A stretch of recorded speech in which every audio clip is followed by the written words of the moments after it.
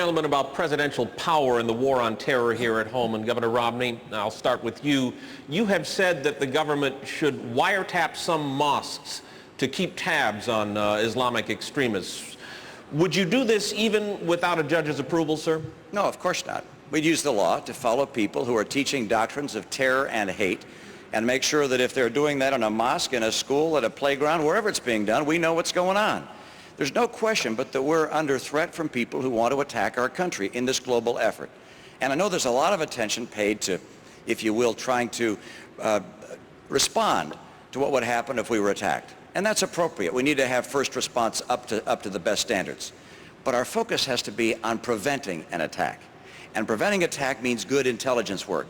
It means that people are coming to this country terrorizing or talking about terror in such a way that it could lead to the violent death of Americans. We need to know about that, track them, follow them, and make sure that in every way we can, we know what they're doing and where they're doing it. And if it means we have to go into a mosque to wiretap or a church, then that's exactly where we're going to go, because we're going to do whatever it takes to protect the American people. And I hear from time to time people say, hey, wait a second, we have civil liberties we have to worry about. But don't forget, the most important civil liberty I expect from my government is my right to be kept alive, and that's what we're going to have to do. Congressman Tancredo, along those lines, you have said the president should have the power to approve enhanced interrogation techniques like waterboarding in cases where conventional interrogation is not getting the job done. Sir, I want to ask you, is there a line you won't cross in this regard to keep Americans safe? Would you approve the use of torture if you felt it would prevent a terrorist attack? Torture. I mean, we get into this debate all the time, and as to what exactly is the definition of torture. And I'm telling you that we need to do. Remember, the question that I was originally asked that elicited the response that you mentioned was, what do we do in the response to a nuclear or the fact that a nuclear device or some bombs have gone off in the United States? We know that we have captured people who have information that could lead us to the next one that's going to go off, and it's the big one. That was the question that I responded to. And I told you, yes, I would do certainly waterboard. I don't believe that that is, quote, torture. I would do what is necessary to protect this country. That is the ultimate responsibility of the President of the United States. All of the other things that we do, all of the other powers vested in him are pale in comparison to his responsibility to keep the people of this country safe, and that is ultimate. And yes, I would go to great lengths to keep this country safe.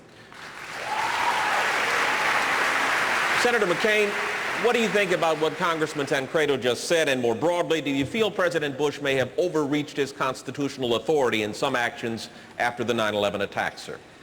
I have a very dear and beloved friend whose name is General Jack Vesey, who was chairman of the Joint Chiefs of Staff under President Reagan. He served in 4 wars, and he's one of the great leaders I've ever known. I called him and I said, General Vesey, do you think we ought to ever torture anybody? General Vesey said, any information that we may gain through the use of torture can never, ever be counterbalanced by the damage it does to America's reputation. And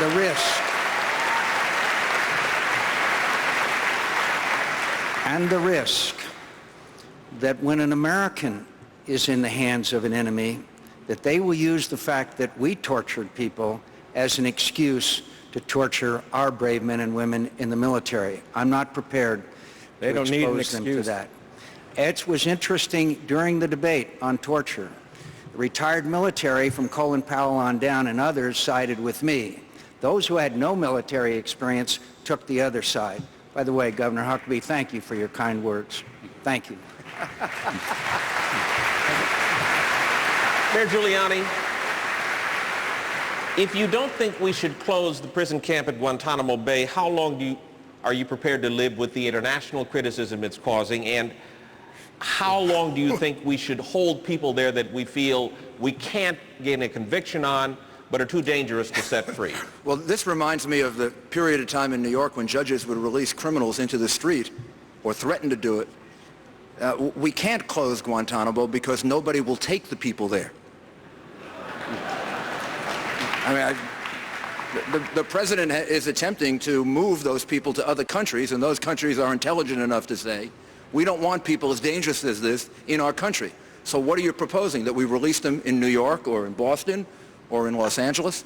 So there's a reality to this that the liberal media and some of the Democratic politicians seem to try to avoid. Also, this discussion of fighting a war where we're constantly discussing when we're going to withdraw. When has a nation ever won a war when the constant discussion was, what kind of timetable are we going to set for our retreat? In order to